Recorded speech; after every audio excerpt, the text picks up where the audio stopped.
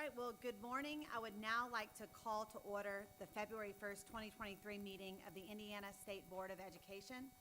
Roll call, please. Mr. Bess? Here. Ms. Delosa? Here. Mr. Durham? He is, Dr. Ernest? Here. Mr. Durham is in the car on the way here, got stuck in traffic, so he'll probably roll in. Sorry, Dr. Ernest. You're all right. You Mr. got me Gastineau? right. Present. Ms. Hamill? Here. Mr. Mapes? Ms. Moat? Here. Ms. Rentschler? Mr. Watts? Here. Dr. Jenner? Here. We have a quorum. All right, let's please stand for the pledge. I pledge Allegiance to the flag of the United States of America and to the republic for which it stands, one nation, under God, indivisible, with liberty and justice for all.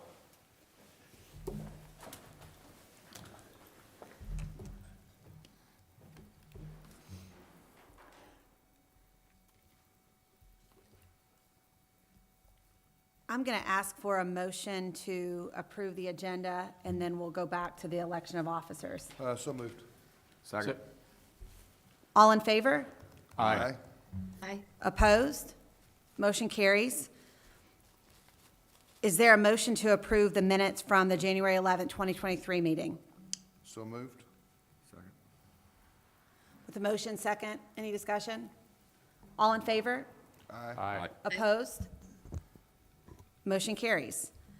I'd now like to open it up for election of officers. Do we have a nomination?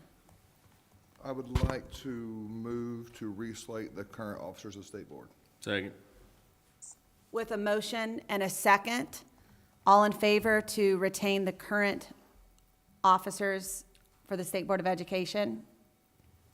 Say aye. Aye. Opposed? All right, motion carries. So a few updates since our last meeting. One thing you're going to hear about today from Ron Sandlin, we launched yet another iteration of Indiana GPS. So you'll hear a little bit about that today, also what's ahead. A major thank you to Ron and team, as well as all of the external stakeholders who provided feedback there. Also, we announced the STEM integration grant, $2.2 million awarded to 48 school districts and charter schools across the state to really increase access to STEM education in Indiana. So congratulations to all of those schools who were selected. Yesterday was World Read Aloud Day. I hope you took some time to read aloud. Did you do that, BJ? I did. You did. I hope you took some time to read aloud yesterday to students or to your family. If you did not, as we all know, it's not too late. Any day we can read to a child is valuable for them. So I spent yesterday at Indy Global Prep Academy, right in downtown. Very cool experience, and appreciate them for hosting. Also today, we'll hear from Kelsey Pieper, who is going to share a little bit about a Gallup survey that we did to all of our parents across Indiana to really understand how we can keep improving, and we wanted to hear straight from them. So she'll share about that. But first today, we'll hear from Tara Kokenhauer, who is our Indiana Teacher of the Year. We're so thrilled that Tara is here. And is going to share some of her wisdom with us. On that note, any other board member comments or reports? Seeing none, public comment, Kendra Johnson.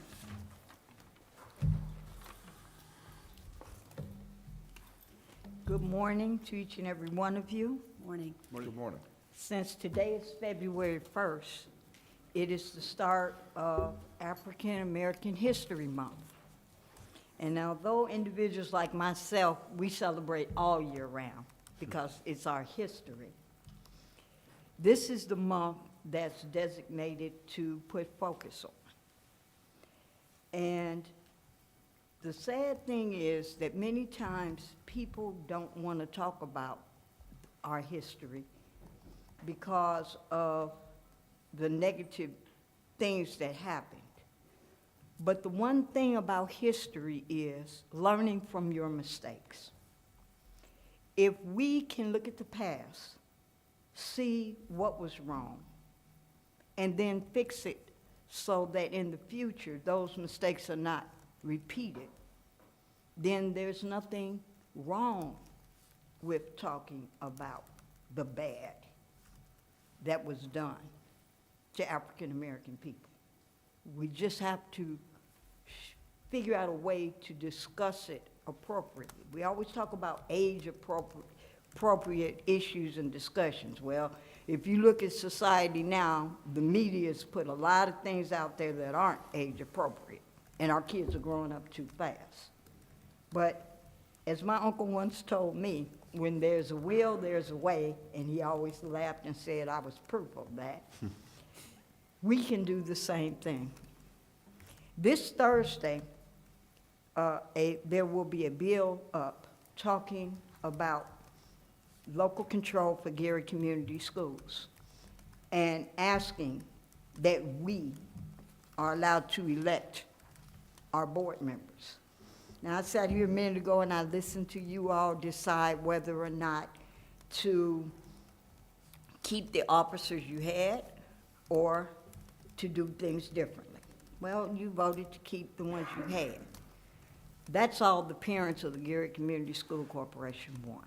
They want to be able to choose those that represent them and to have a say.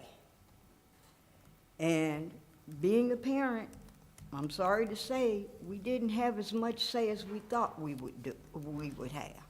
But it didn't stop us from trying to be involved.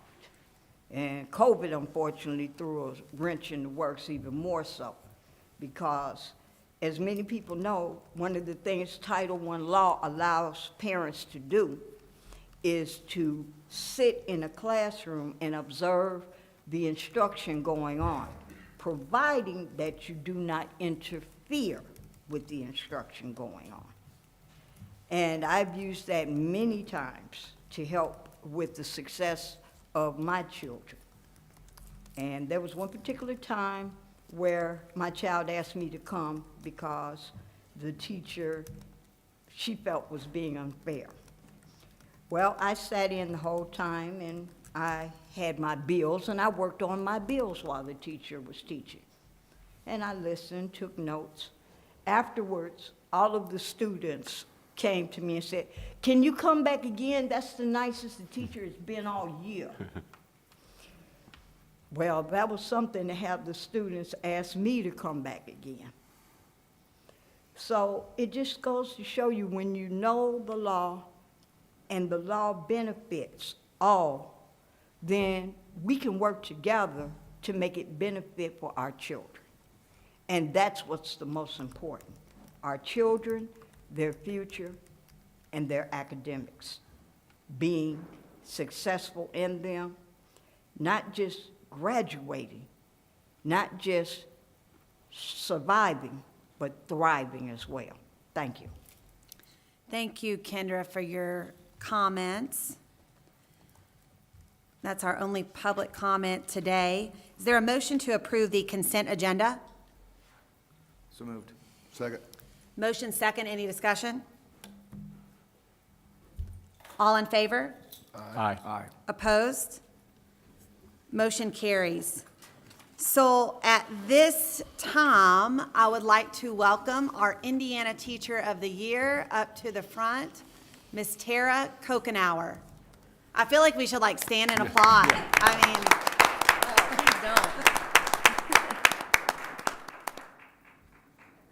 Thank you. Good morning. Yes, you just introduced me. My name is Tara Kokenauer, and it is both my privilege and my honor and just an incredibly humbling opportunity to be the Indiana Teacher of the Year. I did not know, I think, all that it entailed to be Indiana Teacher of the Year when I began the application process. And just looking at those who have come before me and having the opportunity to represent the phenomenal educators that I work with and the ones throughout our state is a blessing. It's an incredible opportunity, and I look forward to this year. I've been using the analogy throughout the year for what's my passion going to be? What's my goal going to be? What do I want to accomplish throughout the year? And I'm a history teacher, so I loved hearing this morning a little bit about why it's so important to learn history. But beyond just being a history teacher, like there's this idea of, in American history, circling the wagons, right? You're going out west, you're on the Oregon Trail.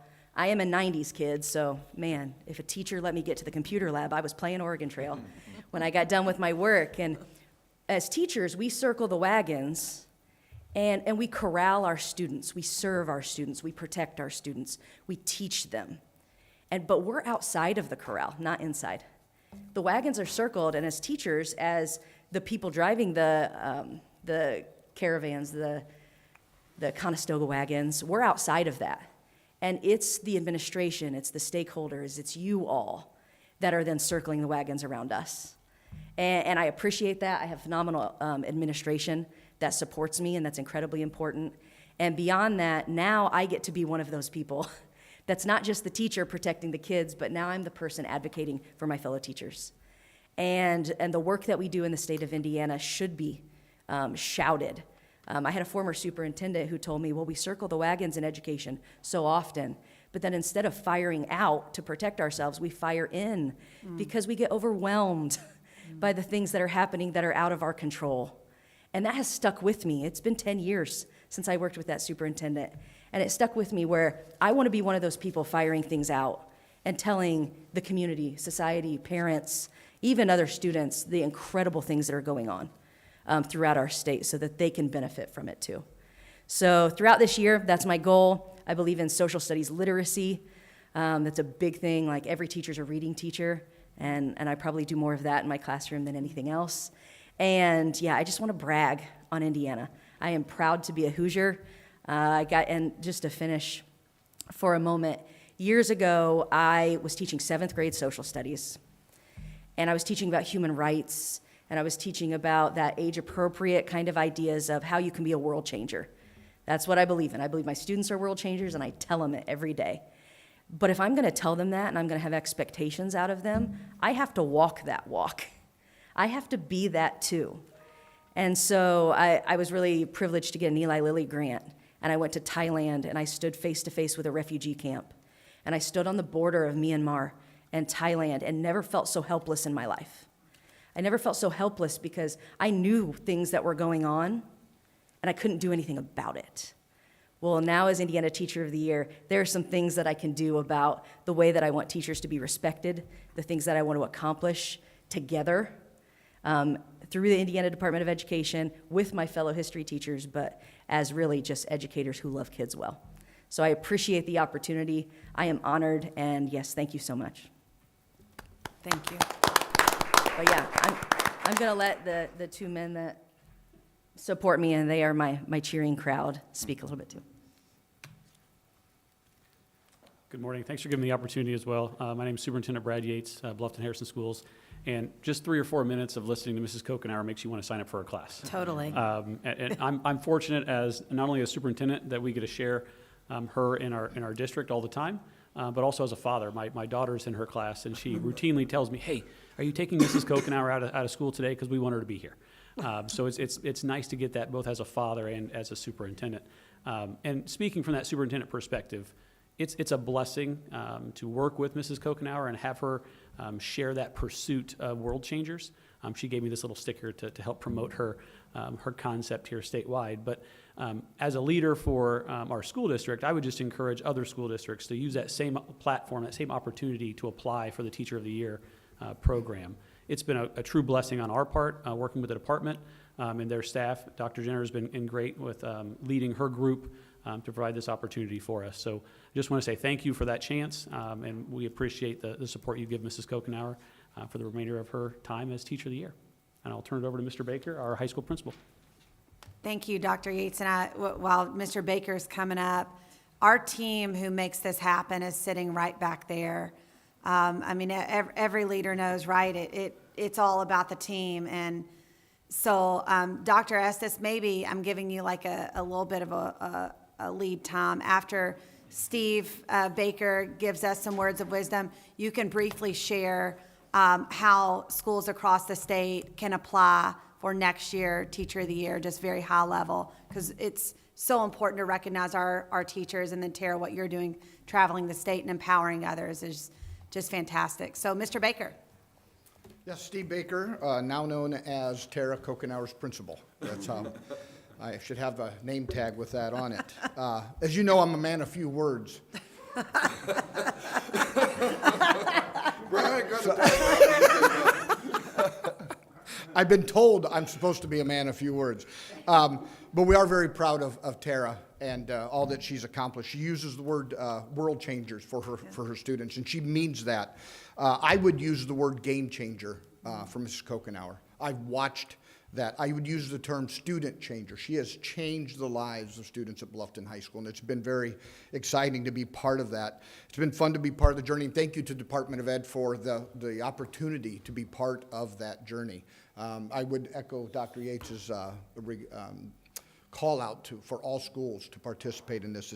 It's a great thing. We're excited to see what's in store for Mrs. Kokenauer. We want you to know we'll support her every step of the way, and we're just glad to be part of the wagon train that is going to be. We'll hitch our wagon to, and we'll enjoy the ride. So thank you very much for the opportunity.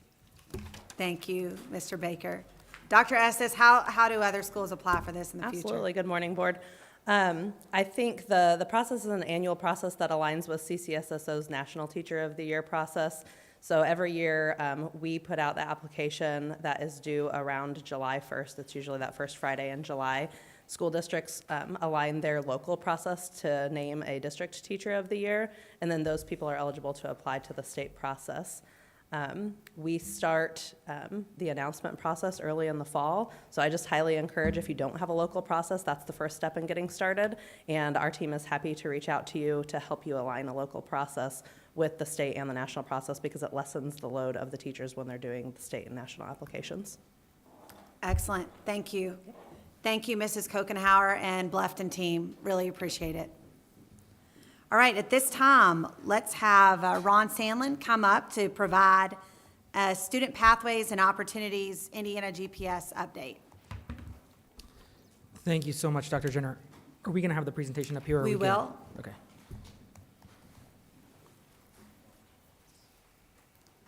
Thank you, Brian. This is a quick update just to give some progress to date on some of the GPS developments. A lot of it, the most significant stuff, was gone over the past two meetings, so I won't be providing any demos or anything like that, but we are really excited about what's on the horizon and what has actually been going on in the weeks since our last meeting. So we'll start with the guiding principles, and I think Jason Callahan, our Assistant Secretary for Student Pathways and Opportunities, always likes to lead with these because it does inform so much of our work. And the two that I want to call out today are the strategic partnerships and transparent and nimble. And I was talking to the short-worded, I guess, Steve Baker earlier about GPS, and what he said, and I hope he doesn't mind me sharing, is it's created new conversations, right? Even around some of the things that they have questions or concerns about, it's created new conversations. And there was another superintendent who emailed us and said, listen, I hate to be the person who's complaining about this particular calculation in our school, but this dashboard has us worried about that particular calculation in a way that we've never worried about it before. And so I have to elevate, I have to advocate. That's exactly what we're looking for.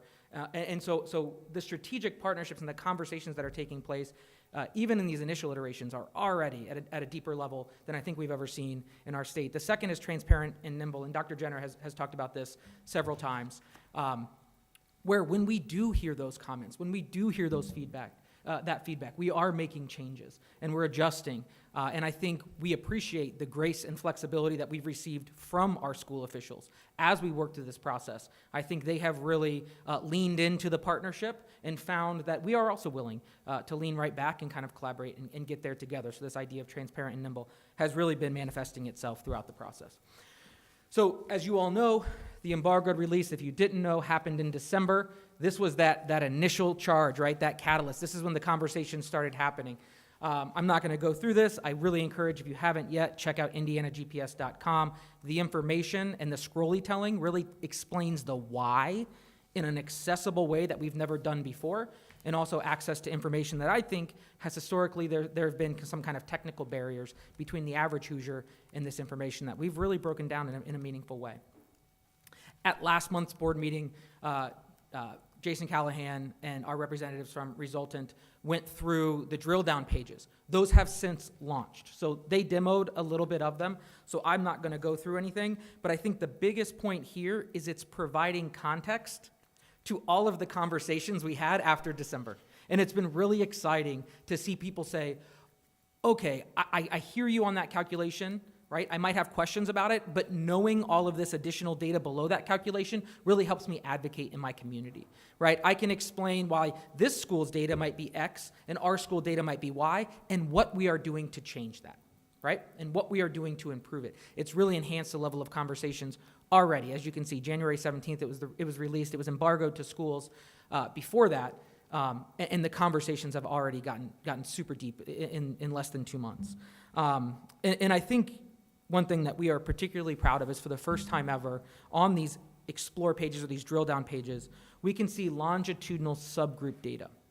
So traditionally, if you wanted to analyze the longitudinal performance of a particular subgroup, you had to compare individual annual performance ratings, as opposed to seeing a line across several years that illustrated a trend. What you see on your screen now is the statewide and the school-specific trends, but once you hit that drill down, as you all, I believe, saw last month, you can actually see those trends for individual subgroups, which is a really, really powerful piece of information as we work to lift all boats, right?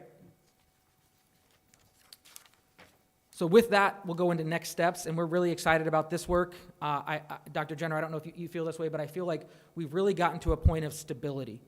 The questions to us have subsided, and I think the conversations are starting to take place in local communities and amongst networks of schools in different regions, employers, and community representatives.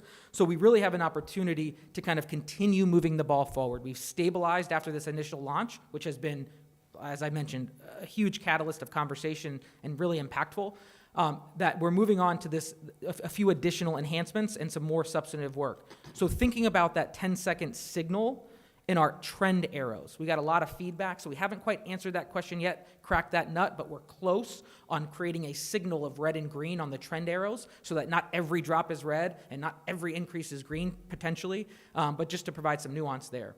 162-day filter. This is something that has been baked into school performance in the state of Indiana since I can recall.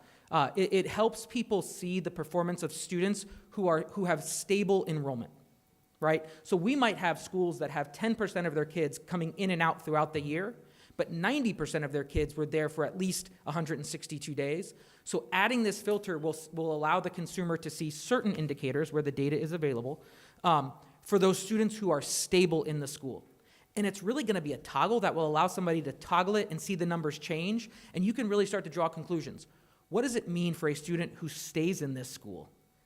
And what does it mean for the overall school? And what does that tell us about the supports we need to provide to students who might be transient, but also the success the school is having with those students who are there and have that stable enrollment? I think this is something that we've never actually done very well in a public-facing way. I think it is going to be super powerful. It is something that schools have been talking about for a really long time, and I'm really excited about this feature. And then finally, the advanced search function. We've gotten a lot of feedback on the search. When I type in Indianapolis, every single Indianapolis school, every single district pops up. It's really hard to navigate. So we're providing flexibility in there for you to say, I want schools. And so when you start typing Indianapolis, only the schools will show up, or I want a district or a network. So it really cuts that down. If the person knows what they're looking for, they don't have to scroll through hundreds of predictive responses when they type Indianapolis. So these are the type of small tweaks. We are constantly going back to transparent and nimble, trying to make this thing more accessible, eliminating barriers for the average user to access this information. Because if those folks aren't accessing this information, we're not going to create those strategic partnerships that we've committed to in our guiding principles. And this is the work that I'm really excited about. Is in the summer of 2023. The schools will have access to the authenticated data behind the public report. So one of the biggest challenges we have right now is the schools are unable to really say, how are you getting that number, right? Because we haven't quite built out and completed the infrastructure for the schools to go directly into the system and see student A, student B, and where they're falling on a particular indicator. This is the piece that we really believe is going to answer that question and that concern around your state data doesn't help me. I use my formative interim assessments. I use my local data to make decisions. The state data is too in arrears, right? And it's also not granular enough. It's hard for me to access it. So through this authenticated dashboard, which the school official is going to have access to in a protected private way, and they're going to access it very similarly to the way they access all other data, they're going to be able to compare, right? They can say, all right, our college and career credentials are this number. Let me dig in and see which kids are counting and which kids aren't, right? And we can start facilitating staff meetings and staff level conversations with folks who have access to that data as well about what to do. The state is providing actionable information for schools in a meaningful way, again, that I don't think we've ever done before. So really excited about that work should be accessible to schools this summer. And then some kind of larger policy work. As you all know, we approved early on these aspirational indicators. Dr. Jenner's leadership from the start said, unless we say we're going to do it, it's never going to get done. I recall you saying that vividly. And so we are going to embark on a very robust, externally facing, right, engaging external folks and internal folks in how we're going to measure some of these aspirational indicators, really leaning in initially on our priorities for kindergarten readiness and pre-K2 literacy, right? So we're getting that early information to schools to take action before that critical benchmark of third grade literacy that Dr. Jenner has talked about so much, and we've invested a lot of our money in. Right? So we want to make sure folks are getting access to data related to that. So that work will take place over the next 6 months. And again, we are going to continue not only through that work, but also overall engaging with external stakeholders to get feedback, be nimble in how we should be best measuring schools and reporting that information out to create the conversations that lead to meaningful pathways for kids, right? And this is that paradigm shift, and we're feeling it, living it. I hope you all, I'd love if you all have any comments from your own experiences.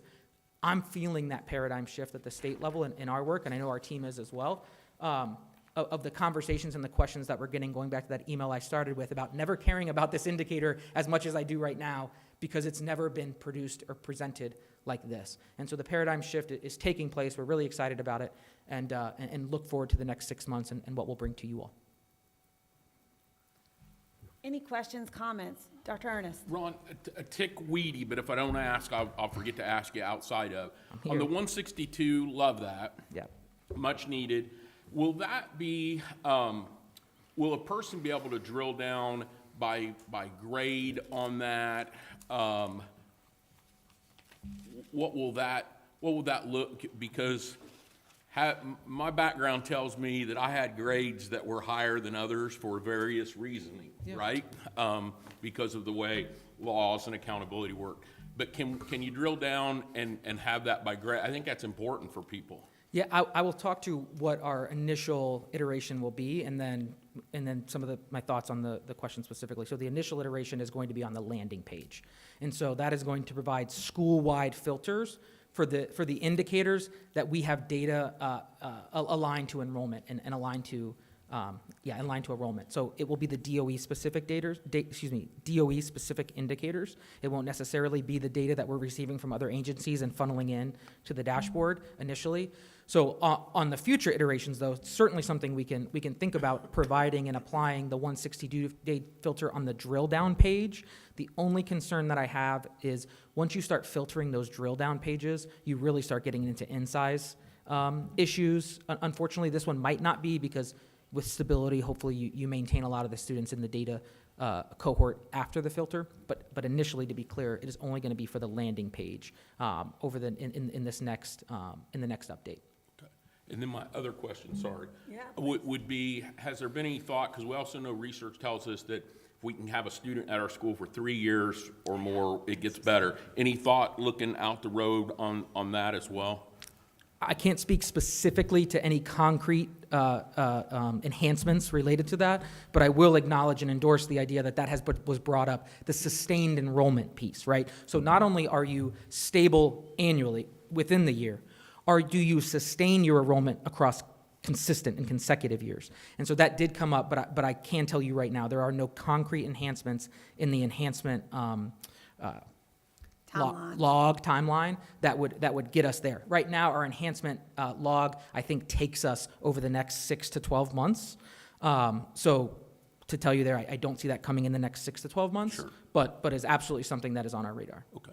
And as we talked about, we have to continue iterating on this. It's a very iterative process.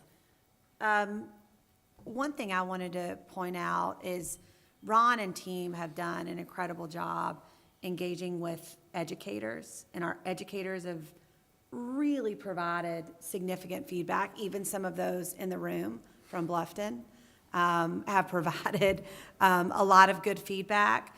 The one area that we acknowledge that now we need to seek feedback is from parents and families and from community leaders. So we need to ask the question, and we ask our locals to ask the question, what else can we do to make improvements so that you understand how your school is doing, even ways that you as a parent, family, community member can contribute. So those are the conversations that we will be having as, again, we continue to iterate on our Indiana GPS dashboard. Anything else, board members? Yes, BJ. If I could just reiterate what I said last, this is I want to brag on you now and your team, Ron. Take your time. I said this at the last meeting, but even since that one, I've experienced this more in working with, because I've got some schools that I work with, their PLCs groups and with the teachers, right? This is the first time where I've seen teachers like digging into state, and they even talk about that, right? It's presented in a way, because their principals have given them that to work with and what have you.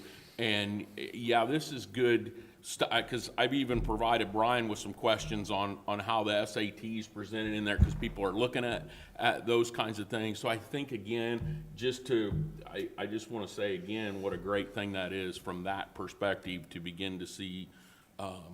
Teachers are like, man, I didn't even know where to get this data, or nobody was giving it to me, and now it's right here where I can get to it. And I lived that on that side of things too. But now to see that in actual operation in schools, that's a good thing. It's great. BJ? Just want to echo that. I mean, that's where I was headed. This is the first time, and I was one of those teachers that said I don't use a lot of state data because by the time I get my state data, I have a new set of students in most cases. But to see, I think we've always seen administrators dig into stuff like this throughout the years, but to see teachers dig in and see that it's real time and see that they see value in it is a win. I mean, I say this all the time, like we've, as educators, like we've begged for this for decades, all these multiple data points for it to look at. So it's fun to see something that we're producing and having a direct impact on the classroom. So, job well done. Thank you, BJ. Any other comments? Thank you very much, Ron. Thank you. Appreciate it. Okay, at this time, I'll invite Kelsey Pieper up to, Kelsey represents the Student, School, and Family Engagement Team. And in order to engage our families, the first thing we have to do is ask them some questions about how can we improve, right? So you led that effort with the Parent Engagement Survey and Gallup, so tell us a little bit about it. Yeah, good morning, board. Really excited to be here to kind of share the key takeaways that Gallup found when we conducted this parent engagement survey statewide. So a little bit of background of the survey and kind of the purpose as to why we conducted this survey. As mentioned, we partnered with Gallup in conducting the statewide survey, and Gallup is known for their expertise in the field of polling and surveying. So we utilized them to conduct this parent engagement survey. This project took place between June and December of 2022. The primary goal of the survey was to gauge parents' attitudes and opinions of their students' education experience and interactions with their child's school. Gallup conducted this survey via the mail. This is one of the most valid survey methods, as well as this is the best way to get the highest response rate when you do mail-in surveys. So this is why Gallup went that route. We had a great response rate. We had 3,042 Hoosier parents of school-aged children respond to the survey, and Gallup's goal was actually originally about 1,000 parents. So as you can see, parents were really eager to participate in the survey and engage to be able to give this feedback to the state, which is really exciting. The other thing, real quick. Oh, yep. Kelsey, I'll add on the why. During last legislative session in Indiana and throughout our country, we had a very active parent voice, which we always want an active parent voice. What we, as a department, noticed that was a shortfall that we had is we were able to share any number of data points with General Assembly members, State Board of Ed members, in building out GPS, right, making all that public for anyone. But the one thing that we frankly just did not have as a state, and I don't think most states do, is at scale, what do our parents think? What do they believe? So again, that was a little bit more of the background. It was something we saw, hey, we don't have this, we should, so let's go ask. So keep going, Kelsey. Yeah. So these were some of the key findings from the finalized report from Gallup. So the vast majority, 88% of Indiana parents are actually very satisfied with the quality of their child's school. Most parents know and approve of the subjects taught. There are concerns about child and school safety, and this is most apparent in low-income, micro, and metropolitan areas. Parents see post-high school education as available, but not necessarily affordable in the state of Indiana. More key findings. Awareness of the Indiana 21st Century Scholars Program is pretty inconsistent, especially around parents and families who probably would benefit the most from the program. And then 1/3 of parents of seniors say their child is not prepared for life after high school. And then 7 in 10 high school students plan to pursue further education or training after high school, and this is the perception of the parent. So on this, I mean, I can already hear the board kind of thinking, I can hear them thinking. Y'all are making some sounds as you're seeing. Some of these, right, are positive data points. Some of these are, we need to do better. And I heard several of the board members, when you read number 6, just under 1/3 of parents of seniors say their child is not prepared for life after high school. And I think that's been a part of our conversation with grad pathways, with locally created pathways, with really making sure those 4 years of high school are as valuable as possible for students. And BJ, you had a question, I think? Is this broken out by region? Like, can we, because as you mentioned earlier, what's important in Scottsburg may not be the same thing that's important in Evansville and Indianapolis. So but is there enough data points to do that, or does it have to be a statewide? So we got the raw data from Gallup, so that is ours. We can I'm not asking for that, I just wondered Yeah, if it was, we can break the data down. It's not broken down by zip codes necessarily, but they did identify, and we gave them a list of zip codes that would have been identified as rural, suburban, urban.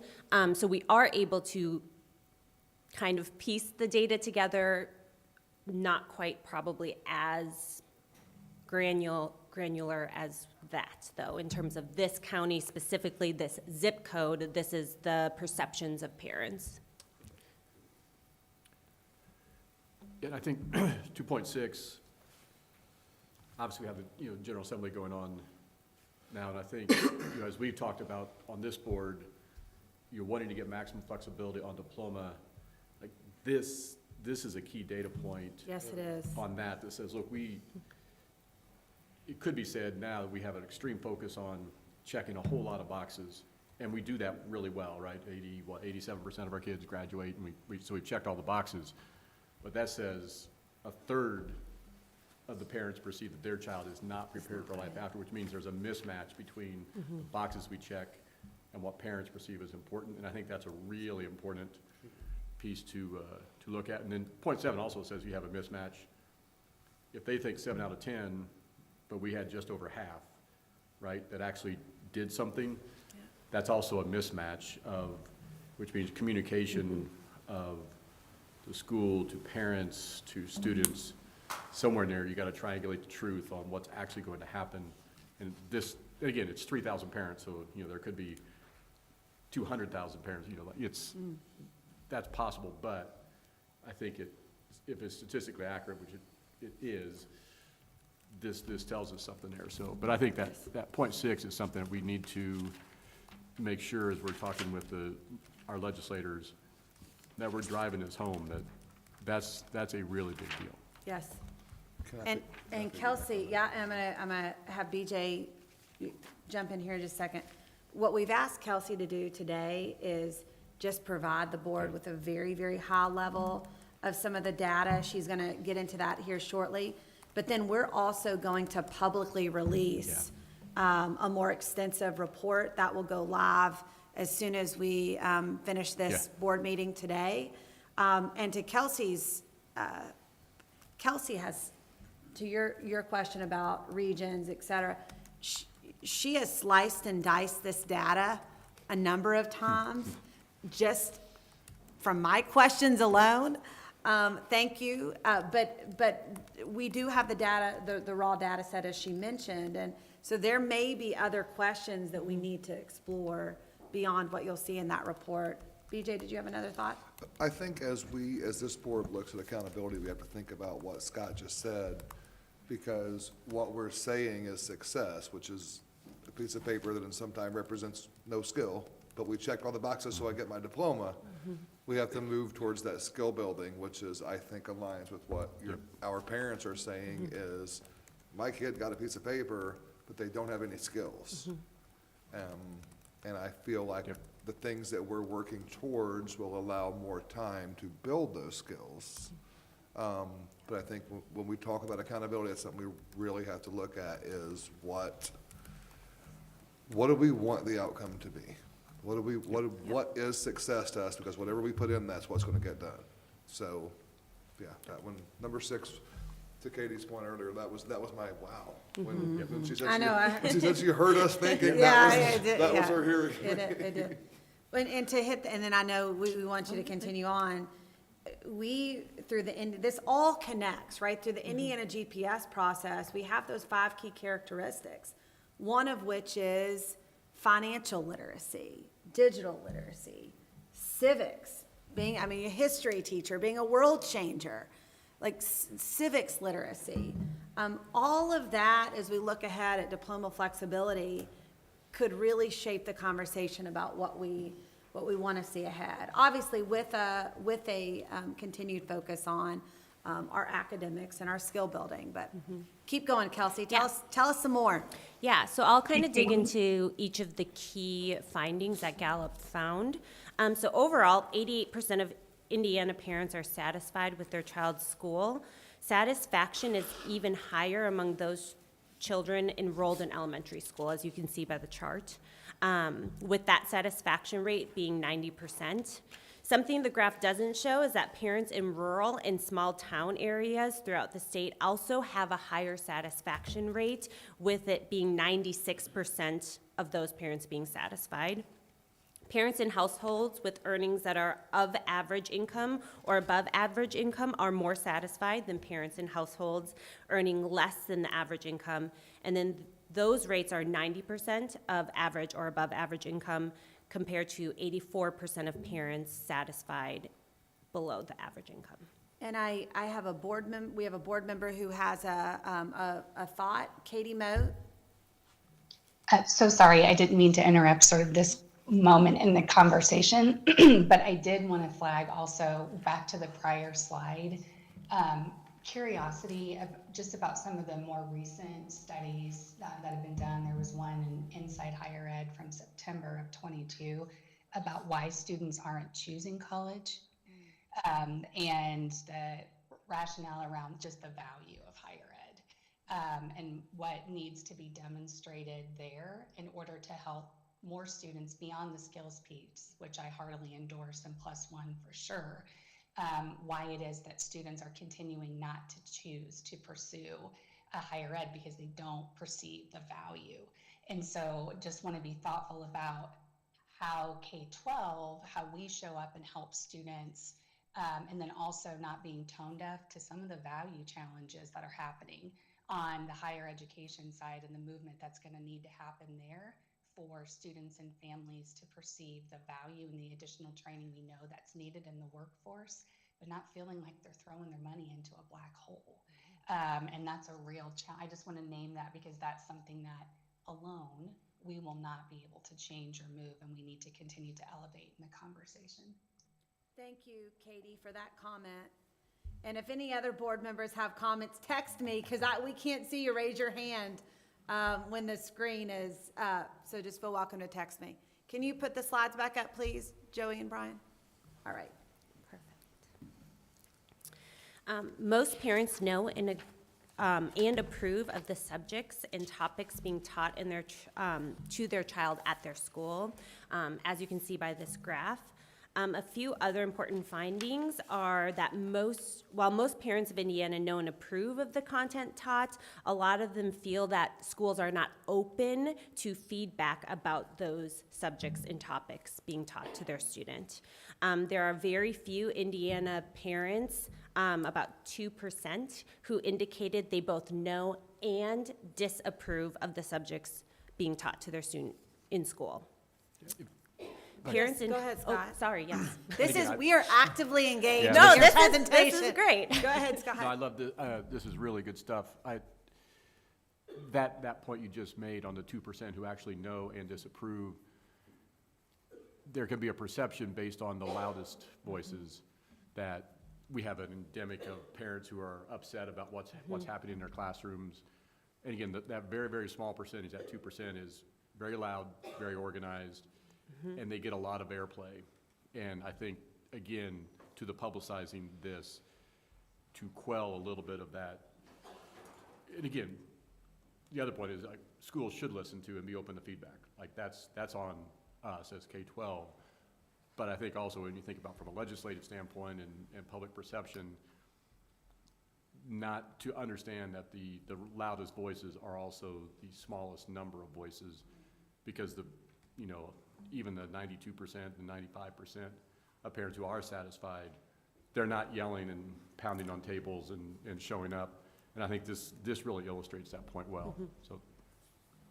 And that's one, Scott, when coming into this, we truly wanted to know, right? You have to look in the mirror and see what, and so our parents spoke loud and clear on this. So thank you, Kelsey. Yeah, and then not surprising, households of below average income are actually less likely to approve of the subjects and topics taught to their child, and that approval rate is only 74%, compared to parents in households with average income or higher, and that approval rate is 81%. Only 7% of parents say that they don't approve of the subjects and topics taught, but of that 7%, only 2/3 acknowledge that they actually know what's being taught. So that's where that 2% comes in. So to the question about safety concerns at their child's school, 33% of parents say they worry often or very often about their child's safety at school.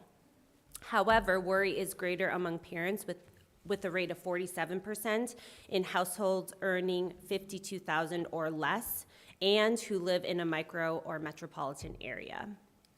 So worry is highest in low-income households in micro and metropolitan areas. 16% of all parents say their child has actually expressed worry or concern about feeling unsafe at school. And then there is more worry if the child lives in a micro and metropolitan area, comes from a low-income household, or if they're in middle and high school. So our elementary school parents are not reporting that their child is saying they're unsafe. 75% of parents do say, though, that they feel schools are committed to school safety, which is a positive. So, majority of parents. When asked about perceptions on education affordability, you can see the findings here on this graph. The percentages of affordability across household income levels show most all parents across household income levels perceive education beyond the K-12 continuum as not affordable. So most parents, 72%, say education at after high school is available in this state. Only 27% say that post-high school education is affordable. So there's a pretty big disconnect there.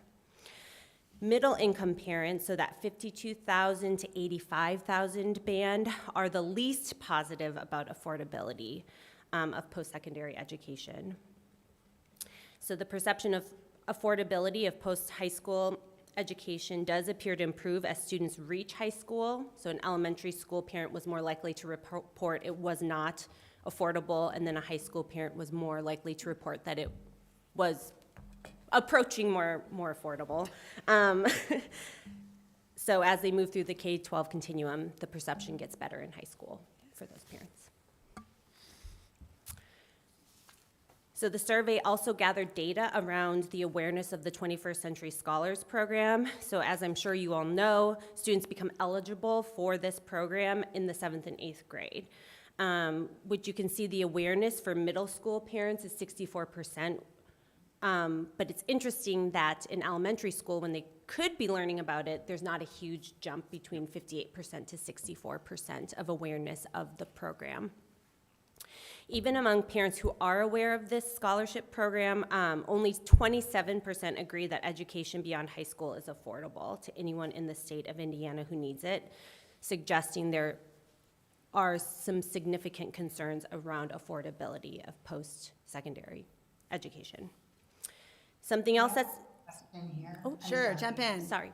Yes. Back to BJ's question of what's our capability to disaggregate. I would be really curious if we know the 27% that feel education beyond high school isn't affordable. How many of those are in communities that are offering the transfer general education core or other credential producing pathways? I think we need to know that in order to understand or help us click into the different experiences, back to BJ's point, students across Indiana are having with the intentional scaffolding of courses that they are taking to a credential. My hypothesis is that those who, anyway, I'll refrain from doing that. I would be curious to hear more about the data.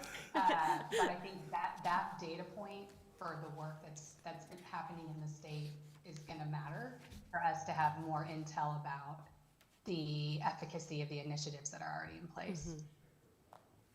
Yeah. Another key finding that they did find was that the parents' highest level of education also contributed to the parents' awareness of the program. So if a parent had at least a 2-year degree, they were more likely than those without a 2-year degree to be aware of the program. So that awareness was 71%. So if you had a 2-year degree or higher, you had 71% awareness, as opposed to parents who do not have at least a 2-year degree, their awareness was only 59%. So that goes back to the key finding of those who may benefit the most from the program are not necessarily aware of the program. That does not answer that question, of course, but that was a piece that Gallup did pull out that they found interesting. So when asked about the perceptions of future preparedness for their child, parents of freshmen, roughly half, say their child is not prepared for life after high school. Preparation for life after high school is highest among juniors and seniors, which is not surprising, but 32% of senior parents say their child is still not prepared. Parents' education level may have more of a relationship to the child's perceived preparedness than the child's actual grade level. So 74% of parents with a 4-year degree or more say their child is prepared for life after high school, compared to 63% of parents with a 2-year degree or some post-high school education say that their child is prepared, and then 50% of parents who do not have a post-high school education or training say their child is prepared. So that number decreases.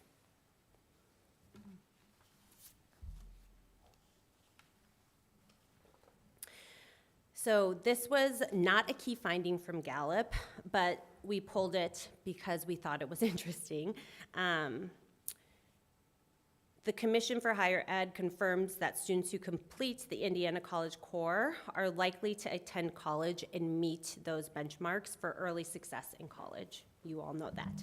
So yet, only about half of parents in the state with middle and high school students are aware of the Indiana College Core. So the awareness decreases, no surprise, for parents of elementary school students and middle school students. The other thing on that data point is, and you probably hear from parents too, we just met with some from the PTA, and as we contemplate how we're going to set up this future diploma flexibility, how can we really lean in and not only build modules for our educators, but also for our parents? Because the reality is, it's a different world. Actually, high school looks pretty similar to how it used to, but as we continue, we know we need to evolve that. We're gonna have to really lean in and put some time and effort to make sure our parents are clear. This is the reason I brought it up here is because Indiana College Core, we also have the Core 40. So that data point's a little bit tricky because where's the parent thinking, okay, the Core 40 or the Indiana College Core? So just a real opportunity to simplify it and make it more clear for our parents. Dr. Jenner, could I also speak to this? Yeah, slide please. briefly? I also think as we reflect on the work that's been done, what are the implementation learnings? And the reason I say that is because this tool, whatever we call it, transfergenic or something else, came into existence through legislation in 2012.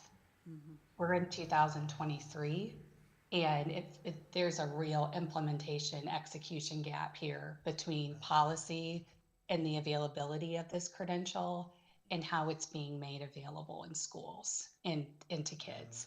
I think we need to reflect on and understand what is that gap and how might we close that. I love the idea around better engaging parents.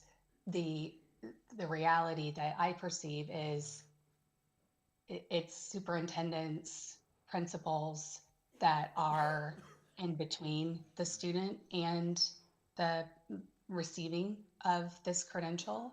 And so how do we also educate and help or create incentives for this outcome to be more readily available for those students? So I think that just struck me when I looked at this, just knowing that we've been really leaning into this work hard for a long time now. And how can we change these results from that perspective? Because my other thought is we can continue to develop great policies, but there's some learnings here about what happens when it hits the ground and barriers.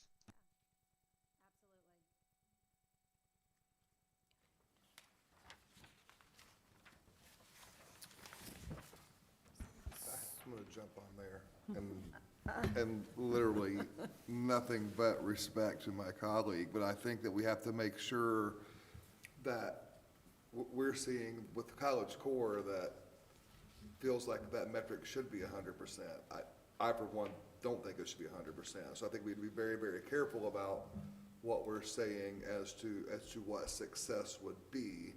I think when we look at, again, students that are heading off into higher ed, making sure they see the value in it.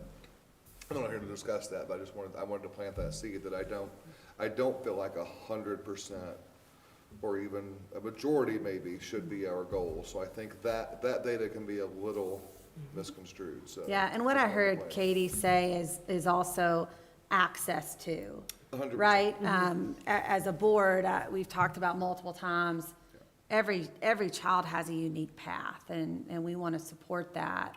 So the goal, you're right, BJ, is not 100%, but we certainly want to, as a board, blow open access so that if a child, and Katie mentioned there are barriers. One of the barriers schools face is they may have 7 of the dual credit classes, but they don't have the 3 to get it completed, and so they need the dual enrollment opportunity.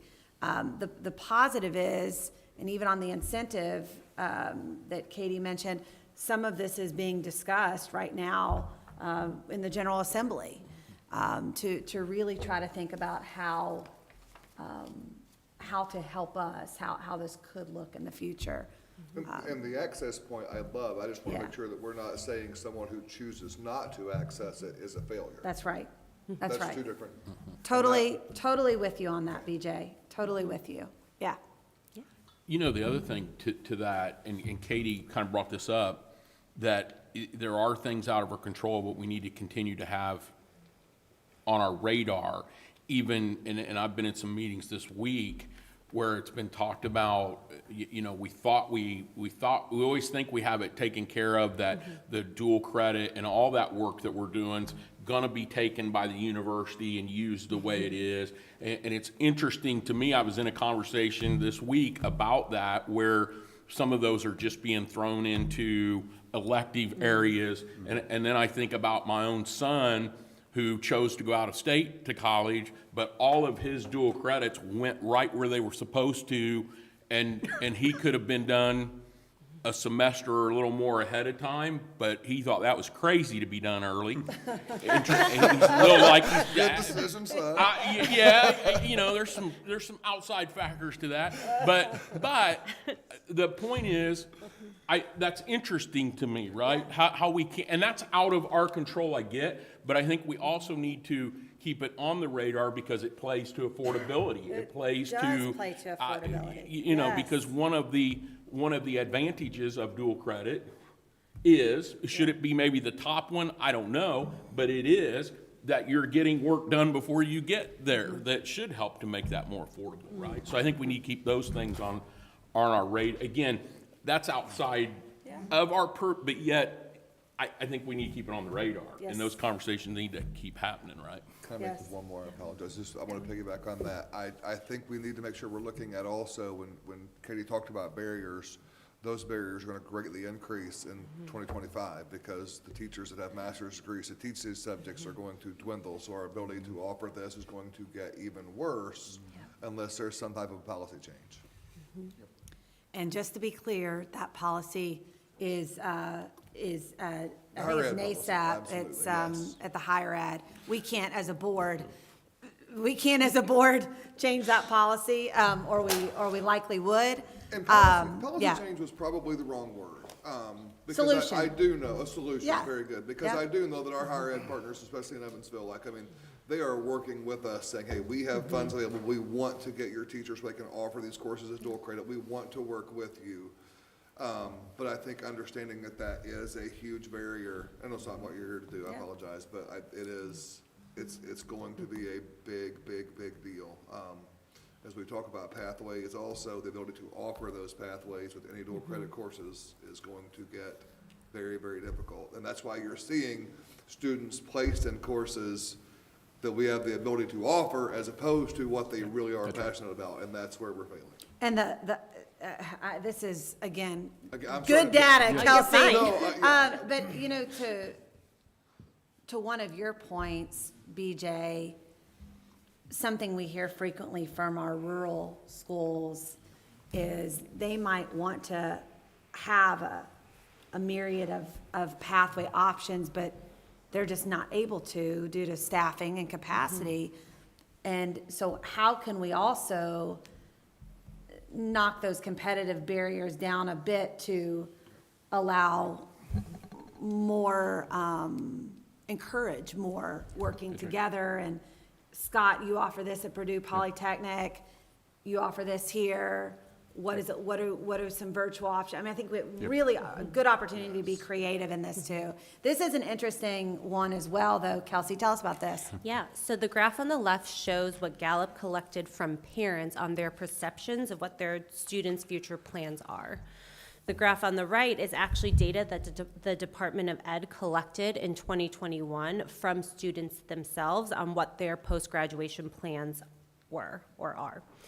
While the percentages are not exactly the same, it is interesting to see that parents have a pretty good idea of their child's plans after high school. As you can see, enrolled is 76 per student by students and 70 based off the perceptions of the parents from the Gallup survey. If you look a little more at the parent data, you see that 70% of parents say their child will enroll after high school. That includes 6 in 10 who plan to attend a 4-year university, or a 2-year college, and then 1 in 10 who say that they want to pursue training to learn a skill or trade. So it's not just, when we asked on the Gallup survey, it was not just a 4-year degree, it was any sort of training post high school. But not shown here, 79% of parents say that a college education is important to them. And this further hits on Scott's point earlier. By the way, I do think we rounded one of our parent numbers. I just noticed that equals 101. We can do math here. We probably rounded a couple, but that hits on Scott's point that he said earlier that we've been contemplating as a board for a while, knowing that we have around 76% of students who want to continue, whether it's at a 4-year, 2-year vocational, continue learning, and only 53% make it. We've contemplated in the past, well, you know, maybe their parents always had different plans for them and they weren't going to pay for it, whatever. But the parent data matching the student data here, but then not a 20% gap of what is actually happening is pretty fascinating. Like, where is the disconnect and how can we help? So, Yep. Summarize it for us, Kelsey. Yeah. So overall, parents are highly likely to be satisfied with their child's school here in Indiana, with parents rating schools positively, specifically in the areas of inclusion, communication, and academic quality. Post-secondary education is highly valued. Like I said on the previous slide, 79% of parents say a college education is important, and 72% of Indiana parents agree that a college education is available in the state for anyone who wants or needs it. From the report, we have been able to identify a few opportunities, which you guys have discussed, probably many more than what we initially found. So parents' involvement and engagement in their child's education could definitely be improved. 1 in 5 parents say their child doesn't talk much about life after high school. So they clearly want to be engaged. They want to know what their child's plans are moving forward. And then, as you just saw, fewer than half of parents are also aware of the Indiana College Core. So engaging families and parents more in this process and in their child's education is definitely an area of growth that we see at the department. So there's a robust report that Gallup and Kelsey and team have put together. It will likely generate some other questions. If we can find out the answers, we certainly will. But enjoy reading that report. It's so interesting when you think about really our opportunities as a board ahead and how having this parent perception on multiple issues can help us. Any other comments? Yes, sir, Greg. Katie, I just want to dovetail off what BJ was saying, as someone who teaches nothing but ACP classes Yeah, through IU. And I'm sure many of you know IU is now, it's free. So you don't pay $75, it's free. They want more kids to take these classes because they know the data shows you take AP or ACP, you're more likely to go to college and be successful in college. Yeah. Even just taking 1 or 2 classes, Yeah. which I just love. The problem is if you don't have your master's in your content, then you have to get 18 hours, which IU pays for. But how do you incentivize, especially younger teachers, right? Because I just had to do this. I was grandfathered in, then they said, no, you got to take the 18 hours. This is year 30, right? And I love my kids, I love the benefits, but that's a big ask, right? My fellow teacher, as a full-time teacher, and I coach 2 sports to then take classes online. But I really believe in the benefits. But how do we then incentivize? I'm just pleading here for the people across the street to get people to want to, because it's a really big ask, because it's a lot of grading. The benefit for our students, you can't even measure, right? But younger teachers, how do we get them to say, all right, if you take all these extra classes, here's a benefit for you down the road. So like as a coach, I get compensated for all my additional time, right? Well, I put a lot of additional time. I know this isn't the time or place, but if we're gonna get younger teachers who want to do this, I think we gotta start looking at this outside the box and saying, hey, if you teach these classes, we're gonna give you a little extra because of the benefits. I mean, if I taught, I had 368 kids take IU classes through my class this year. I mean, that's $368,000, of which is now free. That's saving our taxpayers and parents. Wow. Right, so this is something we've got to really push, Yeah. but we've got to get these younger teachers to say, hey, this is not only good for you, because you have the goodness of your heart, sometimes a little financial benefit pushes a cart as well. Yeah. So that's my 2 cents. yeah, thank you. Thank you for adding in. Erica, Iris, I want to make sure, anything from you, or you good? All right, thumbs up. I just want to add, especially for Kelsey, I was talking with the national organization, and it happened to me just after I got the board pack. And so I mentioned that, hey, come after Wednesday, we're going to have a publicly available parent survey. And she was like, oh my God, no one else is doing that. Yeah. Like this is, sometimes we kind of take for granted some of these things that we do. GPS is one example. This is another one where we actually cared about what parents think, and hopefully then we'll take action on some of that. I just want to point out, like, that's the time and effort that you and the team and the gal spent to do this, and the parents who responded, which again was 3 times what they might expect, is a really big deal and is rich, and there's nobody's doing this kind of work nationally. So this is another case where I think we're leading, so kudos to Katie and team. It's a team effort, and thank you for that, Scott. It has been kind of surprising when talking to others about, we're asking parents what they think. I'm glad we have this in Indiana. Glad we have this in Indiana, and we are going to use it. On that note, do I have a motion to adjourn? So moved. Second. Aye. Motion second. All in favor? Aye. February meeting is adjourned. Thank you. Brian and Joey, just tell us.